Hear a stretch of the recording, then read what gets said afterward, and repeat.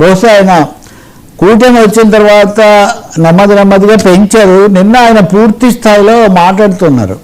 మనం ఒక సైన్యాన్ని డెవలప్ చేస్తున్నాం, 35 రోజుల పాటు చాలా భారీ కార్యక్రమం చేస్తాం. ఈ 35 రోజుల్లో ప్రతి ఊరిలో ప్రతి కార్యకర్తను కూడా కలుసుకొని సన్నద్ధం చేస్తాం. ఇవన్నీ చేసిన తర్వాత 16 నుంచి 18 లక్షల మంది సైన్యం ఏర్పడుతుంది.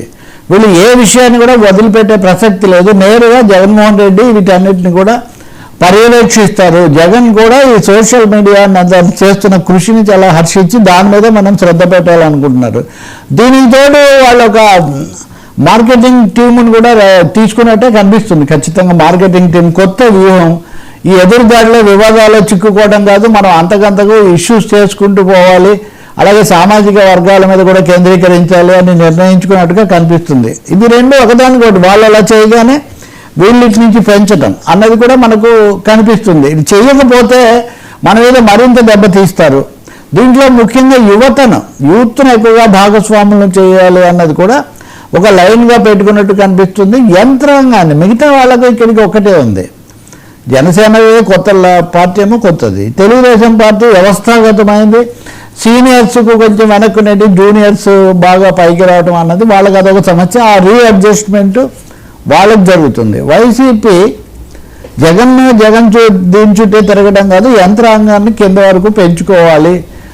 ఎంతవరకు పోయిందంటే ఇప్పుడు కేంద్రంలో ఉపాధి హామీ బిల్లు ఆ చర్చ ఎంత జరుగుతుంటే ఇదంతా కూడా అసలు రాష్ట్రం నుంచే వచ్చింది, రాజశేఖర రెడ్డి ఉన్నప్పుడు చేసిన దానికి ఇది మరో రూపం అని కూడా వాళ్ళు ప్రచారం మొదలుపెట్టారు. అంటే ఏ అవకాశాన్ని కూడా ఇటు పాజిటివ్ ప్రచారానికి అటు ఎదుర్కోవడానికి ఏమాత్రం వదిలిపెట్టకూడదు. మొన్న చూస్తే కనుక జగన్ పుట్టినరోజు ఏదో రాబోతుంది.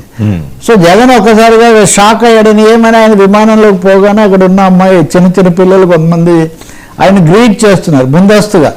సో దీనికి కూడా నిన్నటి నుంచి పెద్ద భారీ ప్రచారం. అంటే వ్యక్తిగతంగా జగన్ ఫోకస్ చాలా నిలబెట్టడం. రెండవది ఇందాక మనం చెప్పినట్టుగా ఢిల్లీలో లాబింగ్ పెంచడం. మూడవది క్షేత్రస్థాయిలో ఈ లక్షల మంది కార్యకర్తలను ఐడెంటిఫై చేయటం, లీగల్ టీములు కేసులు వాటిని బాగా కట్టుదిట్టం చేయటం. వీటన్నిటి ద్వారా ఒక దాడి. ఇప్పుడు పవన్ కళ్యాణ్ కూడా బహుశా ఇవన్నీ చూసి ఆయన స్పందించున్నారు. ఈ ఒకరిని చూసి ఒకరు కదా, అదేది పామును చూసి ముంగీసాను చూసి పాము అన్న స్థాయిలో మేము వెనక్కు తగ్గాం అంటే తగ్గేదేలే. ఎవరు తగ్గేదేలే అంటున్నారు. ఇప్పుడు ఇంతకు ఇక్కడ సమస్య ఏమంటే తగ్గేదే లేదనేది ఒకటి. ఈ పీపీపీ అంశం మీద మటుకు చాలా ప్రజా వ్యతిరేకత మూట కట్టుకుంది ప్రభుత్వం అనవసరంగా. కానీ దాన్ని మార్చుకోగలిగిన పరిస్థితిలో కూటమి లేదు, ఎందుకంటే నిధులు లేవు అని వాళ్ళు చెప్తున్నారు. అందుకనే ఈరోజు పత్రికలు చూస్తే కూడా విశాఖలోనే ఒక 3 రహదారులు పీపీపీ నమూనాకి ఇవ్వాలని వాళ్ళు తీర్మానం చేశారు, నిర్ణయం. మళ్ళీ అది ఎవరికి ఇస్తారు, ఎంత ఇస్తారు, ఇవన్నీ కూడా చర్చనీయం కాబోతున్నాయి. సో భారీ రాజకీయ పార్టీ పరమైన యుద్ధం అయితే జరగబోతున్నట్టు కనిపిస్తుంది. మాజీ ఐఏఎస్లు కూడా చాలామంది ఇందులో గొంతు కలుపుతున్నారు, అది కూడా కనిపిస్తుంది.